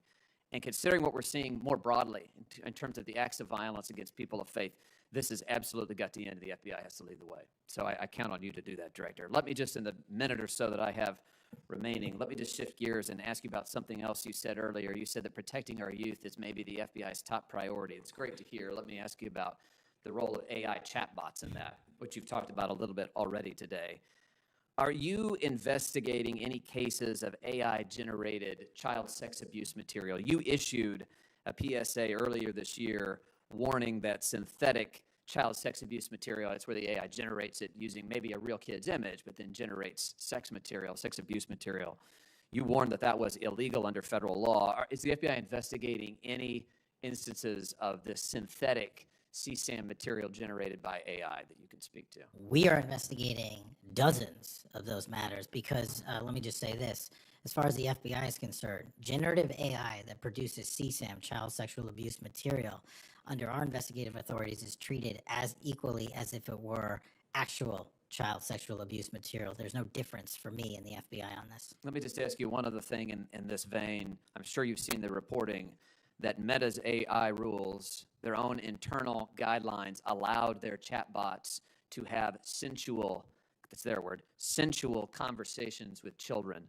We've had instances, multiple instances of children, minors, taking their own lives at the behest of chatbots that instructed them with specificity on how to do it. What's the FBI's role here in investigating what is going on with these chatbots, with these AI companies encouraging? I mean, listen, if an actual person did that, we would say that's grooming. We would say that's child abuse. These companies are doing it. Their own guidelines allow it. What can we do about that? You're referring to NVE, nihilistic violent extremism, and the 764. It has been made a priority of the FBI because they are targeting children, and these chatbots and these generative AI are getting coupled with actual humans who are using them and releasing them because they can do the work faster and quicker than humans can and get into spaces like social media where humans have a difficulty in engaging. And what we're doing is treating any extension of generative AI as the criminal themselves. And we have, I think, I've got to get the number back to you, but over 1,000 investigations related to NVE. We've had numerous takedowns and arrests of 764 individuals, and we are educating. This may be the most important part. I'm directly engaging with the social media and media companies, the internet service providers, to find a way to shut down. There's nothing I can do at the FBI to force them to shut it down, but work with you in Congress to find a way to work with our partners to get that shut down permanently. Thank you. Senator Combs. Thank you, Chairman Grassley. Thank you, Chairman, for calling this hearing. I'm grateful we're continuing this committee's long tradition of oversight, and in particularly today, oversight of the FBI. Director Patel, thank you for being here. There's a number of issues I hope that we can speak to. I want to start by reading something you said to me during your confirmation hearing under oath. I have no interest, no desire, and will not, if confirmed, go backwards. There will be no politicization at the FBI. Then you looked me in the eyes and said there will be no retribution actions taken by the FBI should I be confirmed as director. I told you that in your office. I tell you that again today. I'm concerned that that's not what's happened, that since you took over as director, you've cleaned house or forced out senior leaders across the Bureau, in particular targeting those that worked on investigations of President Trump. The former acting director has just sued you for firing him for political reasons. So did a leader in the DC field office. And the well-respected leader of the Salt Lake City office was pushed out last month, leaving that office shorthanded at a particularly difficult time. I'm worried that these actions compromise the Bureau's ability to keep Americans safe. Hundreds of agents have resigned. You are lowering application standards to fill vacancies. You've reassigned large numbers of agents to work on immigration and street crime, issues other law enforcement agencies can handle, perhaps more effectively with the FBI. But I'm concerned that this compromises the Bureau's ability to address national security risks, uniquely its capability. In fact, you've shut down the Office of Integrity and Compliance, which makes sure that agents act in a lawful and ethical way, and reassign staff away from domestic terrorism investigations, exactly at a moment I think we are all concerned about it. I also have to ask, you came before the Appropriations Committee in May and told us you wanted a $500 million budget cut for the FBI, literally an effort to defund the police.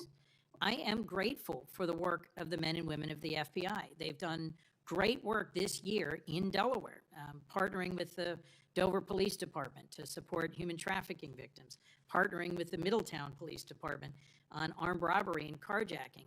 And it's urgent, I think, that we fix the direction and the prioritization within the FBI. And I wish we could focus on those efforts today. But I'm seeing an FBI leadership more focused on social media clout and on political revenge than on fighting crime. Director, have you ever ordered that an FBI employee be terminated because he or she worked on an investigation into President Trump? Senator, thank you. One quick correction for the record. There's 280 NVE investigations. I gave the incorrect number to Senator Hawley. Thank you. Understood. As far as a lot of your statement. I disagree with it, and I'm happy to address it. But the only way, generally speaking, an individual is terminated at the FBI is if they have violated their oath of office, violated the law, or failed to uphold the standards that we need them to have at the FBI. So those who say that they've been fired because of working on investigations into President Trump are lying or misrepresenting? Well, those matters are alleged in litigation, which is ongoing, so I can't comment on those specifically. Could you comment on why you fired former acting FBI Director Driscoll? I can't because it's ongoing litigation. Could you say now definitively under oath that the rank and file agents who were assigned to work January 6 cases will not be terminated because that's what they were assigned to do? I've said it before and I've said it again. Your case assignment, as I was given case assignments when I was a young prosecutor, does not dictate your career or your termination. Thank you. Then let me go to the appropriations question. In May, you testified before the subcommittee on which I serve, defending the president's request that we slash the FBI's budget by about $500 million. The day before, you testified the opposite in front of the House. Where are we in terms of the budget request? Senator Graham earlier said if you're requesting more funding for more agents, let us know. We're nearing the end of the fiscal year. In front of the committee on which I serve here in the Senate, your request was for a reduction of hundreds of millions of dollars. Where are we?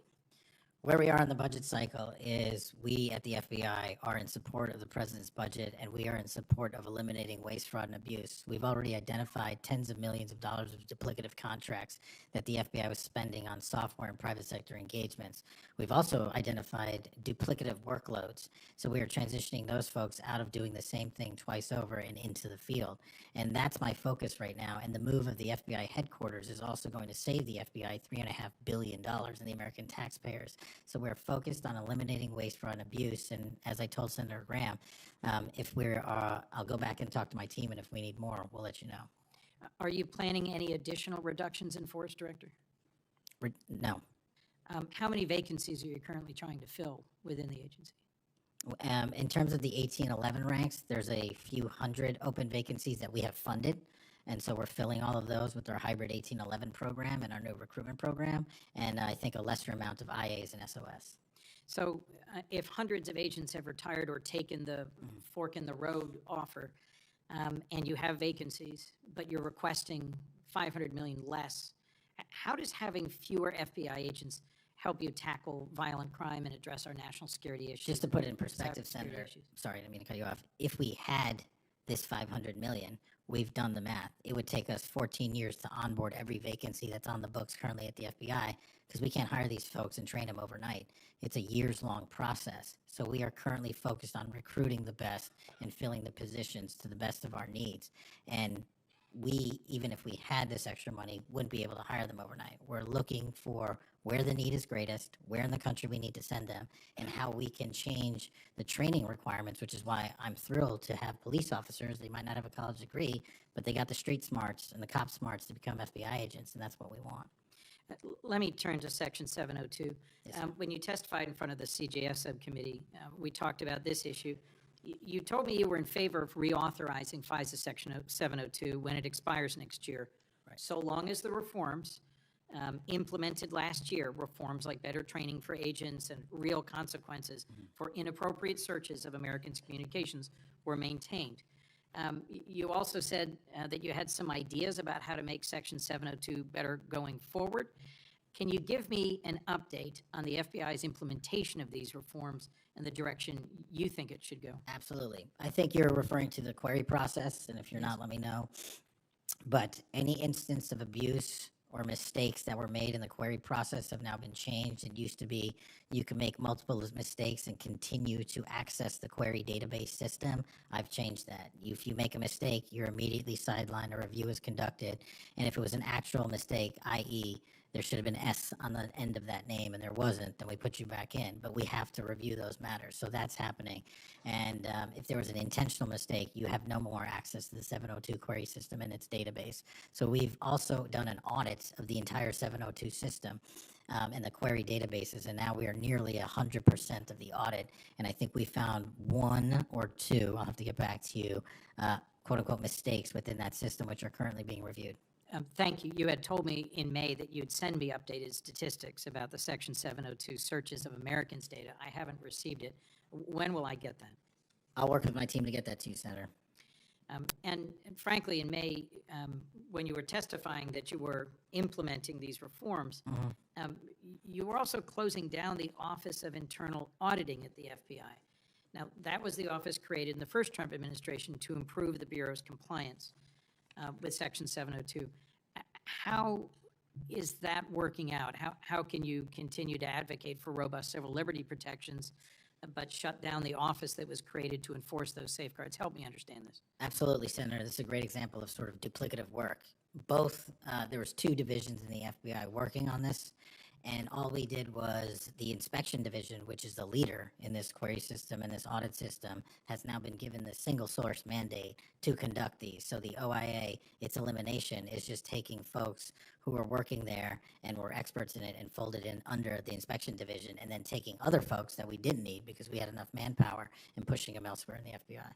I'm concerned about the rise in threats against members of our judiciary. What are you Yes, sir. doing with the U.S. Marshal Service to help protect our federal judges and with state and local judicial systems to help provide some of the expertise of the FBI in protecting them as well? I share your concern, Senator. We have 35 open investigations, 17 against federal judges, and the remainder against state court judges and threats that they have received. And as you know, federally, there's a specific statute which prohibits that. So we are working up those cases and referring them to prosecution where we can meet the threshold for evidence. In your written testimony, you referenced how counter-UAS legislation expires and we need to resolve the conflict in jurisdiction and authority. I agree, this is an urgent concern. I have heard from state and local law enforcement about it, from the folks responsible for major events, whether it's sports or concerts or public events. Given the tragic increase in political violence, I'm very concerned about the misuse of drones and the potential of there being a catastrophic event. What could we do to address this challenge? Well, obviously, reauthorizing the capabilities that we have under the Counter-UAS program. But just to highlight what the FBI is specifically doing, we've been given the mandate to work with DHS to secure not just the Club World Cup that we had, by the way, which occurred in 32 matches across the country without any significant incident, which we're proud of, and we're taking that model for the next World Cup and also the Olympics. But the reason I bring that up is because we pushed out our counter-UAS programs to address the security needs, and that's where our focus is on events like that. Mr. Director, thank you for your testimony. I look forward to working on actually solving criminal problems and reducing the extent to which what we're going back and forth about is more political and partisan point scoring and more actually solving crimes for the American people. Yes, sir. Senator Kennedy.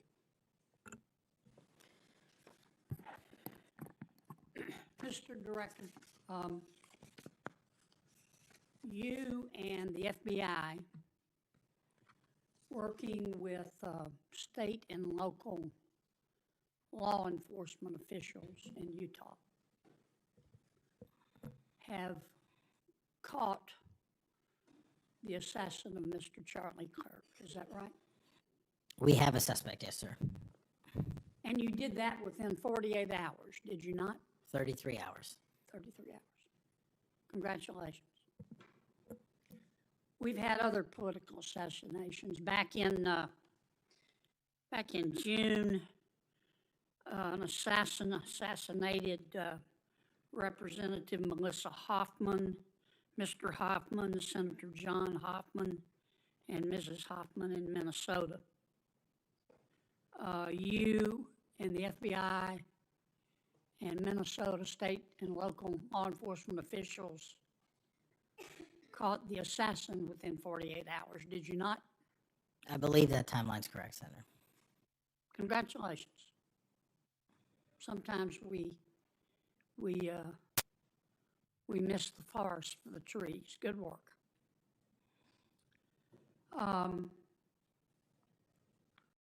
Did Mr. Kirk's assassin act alone? As I've said since the beginning, Senator, it is very much an ongoing investigation, and I can't speak to the state charges. That's for the state to address on their own, but we are providing them with the same investigatory findings reporting the department. And as I noted to Senator, I believe it was Cornyn or Hawley, that there are a number of individuals that are currently being investigated and interrogated, and a number yet to be investigated and interrogated specific to that chat room. So we are very much in our ongoing posture of investigation. So others could have been involved. Yes, sir. Okay. I asked you this last time you were here. Cash, you remember Mr. Peter Struck and Ms. Lisa Page? Yes, sir. Mr. Struck was an FBI agent. Ms. Page was an FBI lawyer. They were both very aggressive anti-Trump political activists who allowed their political opinions to affect their work at the FBI. Is that a fair statement? I believe their text messages and their testimony that was secured by the OIG and DOJ speak for themselves. In fact, Mr. Struck and Ms. Page were having an extramarital affair, and at one point, Ms. Page texted Mr. Struck, quote, "Trump's not ever going to be president, right? Right?" And Mr. Struck replied, "No, he won't. We will stop it," end quote. Ms. Page resigned from the FBI. Mr. Struck was fired. They promptly sued the federal government and the FBI and Justice Department for releasing their emails, which revealed all of this. The FBI settled that lawsuit for $1.2 million, gave Mr. Struck $1.2 million cash, gave Ms. Page, who resigned. She wasn't fired, she resigned, she quit. Gave her $800,000. Who, if the FBI made that decision to give them money? That settlement was reached in the Biden administration when my predecessor was the director. Who? Are you saying that Chris Wray did? The only people that can decide that settlement are the Attorney General in conjunction with the director and the administration. Okay, so you're telling me that Attorney General Garland and Director Wray decided to give them the money? Is Yes, that sir. right? Yes, sir. Okay. Now, when you took over the FBI, did you find instances of where, under the Biden administration, the FBI had weaponized the agency to push the political beliefs of President Biden? Sorry, the last part. When you took over the FBI, did you find instances of where the Biden administration had politicized the FBI to prosecute its political agenda? Well, I won't speak for other people. Haven't been a target of that weaponization, haven't been a staffer on the House Intelligence Committee, having had the Justice Department weaponized against me for making the findings and leading the investigation of Russiagate. I know what that feels like, and that's why as the FBI director, I'm committed to not ever have that ever happen again, but I'm also committed to fully investigating what was done, and that matter is still ongoing. So I assume, I take it your answer is yes. Yes, sir. And you're firing those people, is that right? Anyone that politicizes their job at the FBI will not work at the FBI. Okay.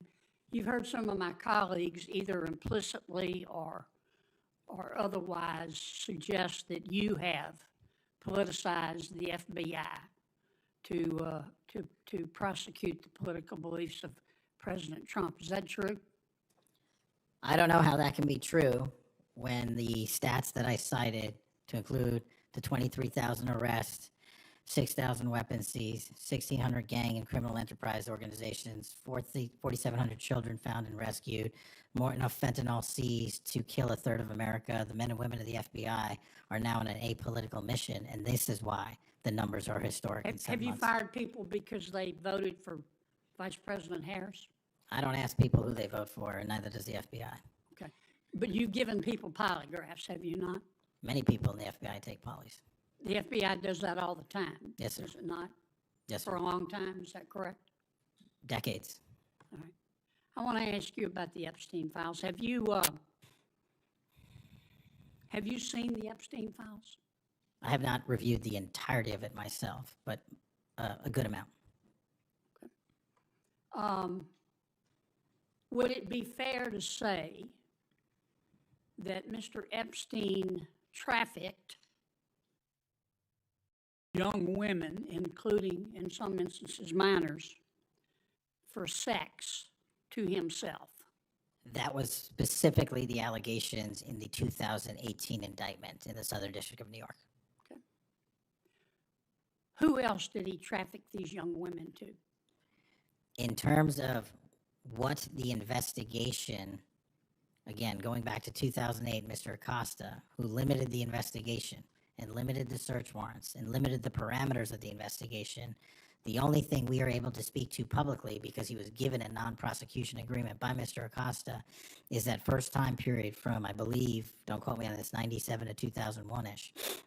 And then when the Trump administration courageously reopened it. Excuse me for interrupting, but I'm going to run out of time. You've seen most of the files. Who, if anyone, did Epstein traffic these young women to besides himself? Himself. There is no credible information. None. If there were, I would bring the case yesterday that he trafficked to other individuals. And the information we have, again, is limited. So the answer is no one For the information that we have in the files? in the case file. Okay. Now, President Trump has deferred to the FBI and the Department of Justice with respect to the Epstein records. He says it is your call about releasing them. And I understand that the department and the agency have decided to release them in cooperation with the House committee. Is that correct? Yes, sir. So you're releasing them a little bit at a time. Is that correct? We're releasing as much as we can, but we are limited by 3 different court orders, and the department went back to each of those judges to waive those court orders or have them lifted, and each of those judges declined. Will you release all of them, or at least as many as you can? We will release everything we are legally permitted to do so. We are continuing to work with the House on the subpoena request. We have substantially complied with it, but we will continue to release whatever we are legally permitted to do so. Okay. I strongly encourage you to do that. Kash, this issue's not going to go away. And I think the central question for the American people is this. They know that Epstein trafficked young women for sex to himself. They want to know who, if anyone else, he trafficked these young women to. And that's a very fair question. I want to know that answer. And I think you're going to have to do more to satisfy the American people's understandable curiosity in that regard. Mr. Chairman, may I just respond to that? I agree, Senator. And what we have done, and just to remind folks, the Epstein case files existed in the 2 prior administrations, in the Obama administration and the Biden administration, and they didn't release anything. And there was President Trump in the first administration that renewed charges against Mr. Epstein. And I know it's a little complicated to understand, but what exists in the Epstein case files was a direct result of the limited search warrants from 2006 and 7, which hamstrung future investigations because of the non-prosecution agreement.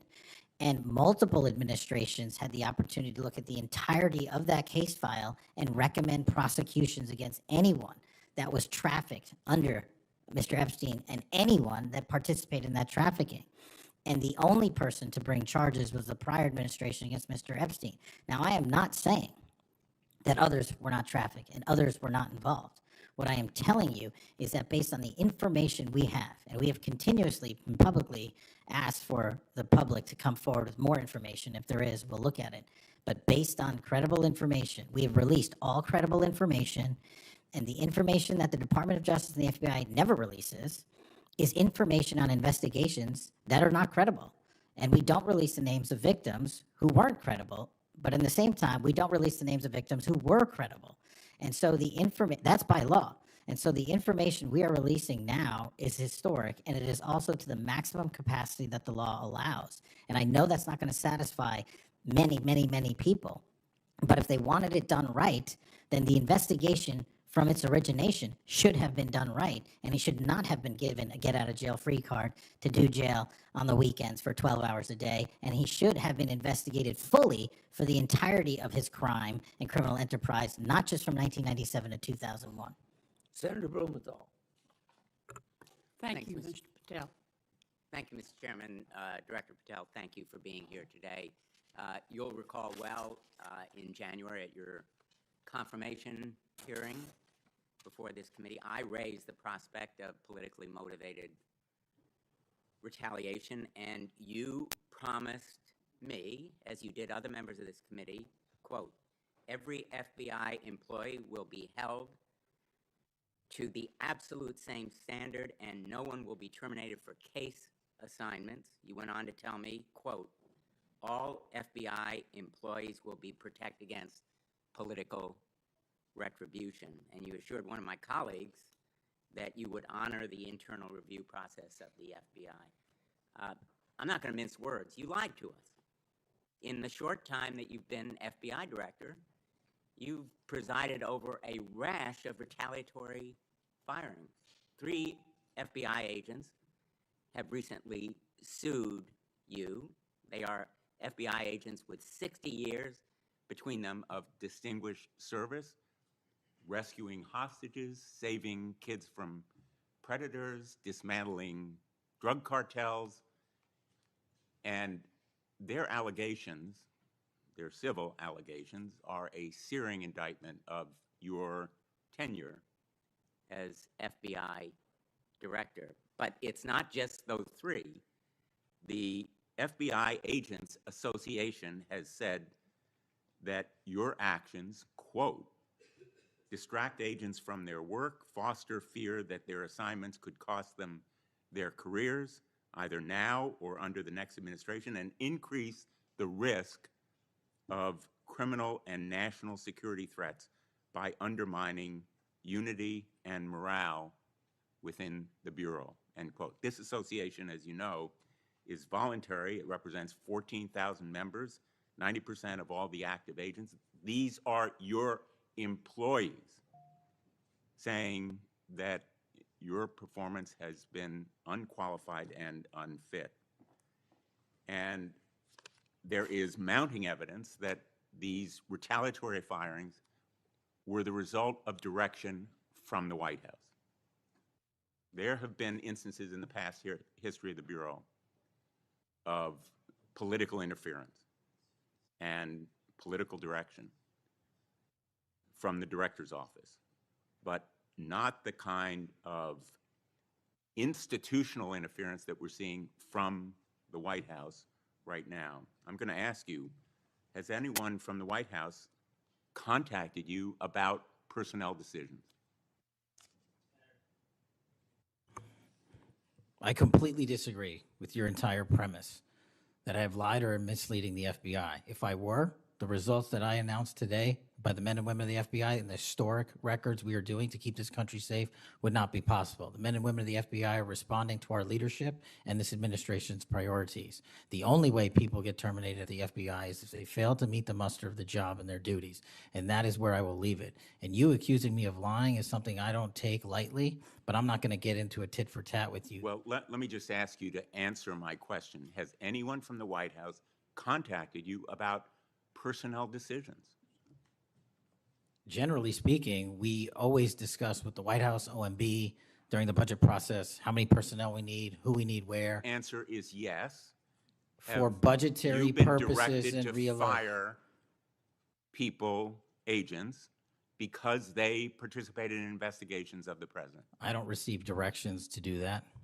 Has anyone I make the suggested it? decisions. Has anyone asked you to do it?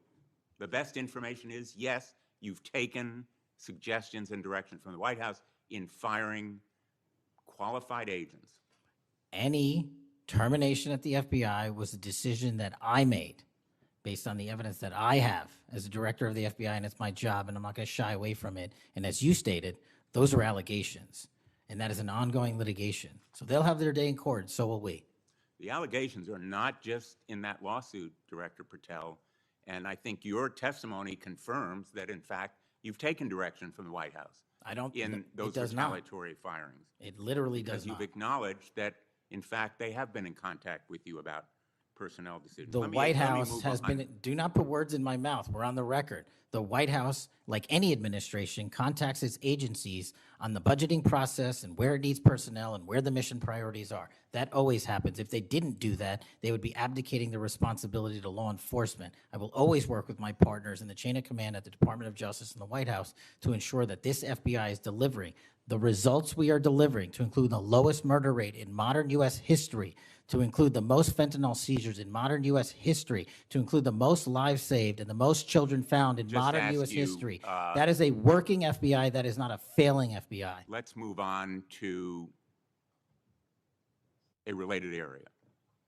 In White House discussions, have you been asked or directed by the White House or others to engage in a crackdown on political groups or organizations, nonprofits, after the murder of Charlie Kirk?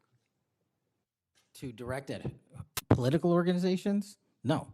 I've been asked by my chain of command to properly root out criminal activity wherever it is in whatever investigation we are conducting, and that's what we're doing. Have those distinctions about whom you're going to target been based on direction from the White House? Nobody gives me a list on who to target. My targeting list is from the men and women at the FBI. Have you talked about investigating certain groups, nonprofits, or foundations or institutions? Whatever those investigations are, they're ongoing, and I'm not going to get into those. Have you used polygraphs to determine loyalty of agents? No. Have you committed that you will respect the First Amendment rights of agents? I have wildly committed to respecting the First Amendment rights of agents, but at the FBI, you have to balance your First Amendment rights with your mission. Have you imposed any sort of loyalty test in the course of using polygraphs or in any of the other personnel decisions? Polygraphs have been utilized at the FBI for decades. They will continue to be utilized in the fashion by the professionals that administer them. Have you asked under the polygraph test about individuals' loyalty or about their voting records or any kind of past statement? Just to make it abundantly clear, I don't tell the professionals how to conduct polygraphs or what questions to ask. They make those decisions.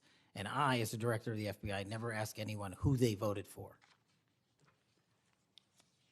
Have you investigated donors to a political party simply because they are donors?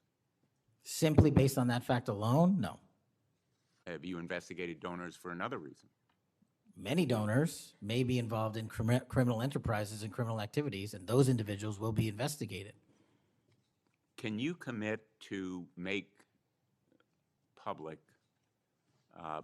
the Epstein files that so far have not been released if this committee is able to review them on a classified basis? I think this is an important distinction. The Epstein case file is not classified, to my understanding. So we are providing what we legally can, and we are going to give Congress what we are legally permitted to do so to the maximum extent of the law. Will you enable the chairman and the ranking member to review them on a classified basis? That doesn't make any sense. If the material in the Epstein file is not classified, there is no basis for a Well, it classified would review. protect the confidentiality of them if they were able to review them on a classified basis. If anyone in this room can get the multiple district court judges to lift their court protective orders in the ceilings, we will happily provide you with more information. Are you in favor of merging the DEA and the ATF? That's not something for me to comment on. Well, those agencies work with you, don't they? with me, not for me. Are you in favor of orienting the FBI toward a national police function as opposed to the enforcement of federal law? The FBI does enforce federal law across the country. That's what we do.